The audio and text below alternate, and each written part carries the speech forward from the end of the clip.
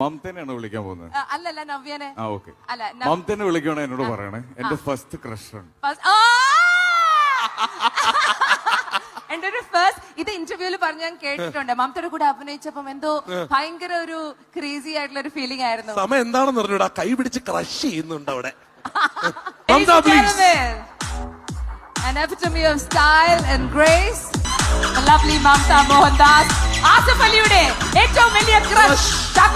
Distance നീക്കി നിർത്തിയാ മതി. നവ്യ അപ്പുറത്തും മമത ഇപ്പുറത്തും, അങ്ങനെ നടക്കുള്ളത്. ഇനി ആസിഫ് കാര്യം പറ. മമത എത്തി. പറഞ്ഞു ഞാൻ വെൽക്കം ചെയ്യട്ടെന്നാണ് ഞാൻ ചോദിച്ചത്. എന്നാ സ്വന്തമായിട്ടൊരു വെൽക്കം കൊടുത്തോളൂ. ഒന്നൊന്ന് മമതയ്ക്ക് ഒരു ഇൻട്രോ കൊടുത്തൊന്ന് പറഞ്ഞോളൂ. ആ ഹൃദയത്തിലെ സ്നേഹം പുറത്തു വരട്ടെ ആസിഫെ. ഇത്രയും ടാലന്റഡ് ആയിട്ടുള്ള ഒരു സൗത്ത് ഇന്ത്യൻ ആക്ട്രസിനെ നിങ്ങൾ കണ്ടിട്ടുണ്ടോ? ഇല്ല. ഡാഡി മമ്മി വീട്ടിൽ അല്ലേ?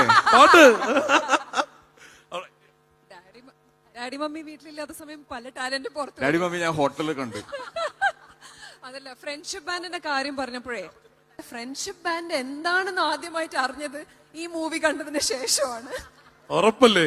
ഇത്രയും സ്റ്റോറീസ് ഫ്രണ്ട്ഷിപ്പ് ബാൻഡ്, അതിനൊരു ബാൻഡ് ഉണ്ട് എന്ന് ആദ്യമായിട്ട് അറിഞ്ഞത് ഈ മൂവി. അത് ആസിഫ് ഇട്ട് തന്നോ മമതയ്ക്ക് ആ ഫ്രണ്ട്ഷിപ്പ് ബാൻഡ്? ഫ്രണ്ട്ഷിപ്പ് ബാൻഡ് കൊടുക്കൂല. ഫ്രണ്ട്ഷിപ്പ് ബാൻഡും മറ്റേന്താ രാഖി. പക്ഷെ ആസിഫിനെ ഓടിച്ചിട്ട് രാഖി കിട്ടി. ഇല്ല, അത് രണ്ടും കൊടുക്കില്ല.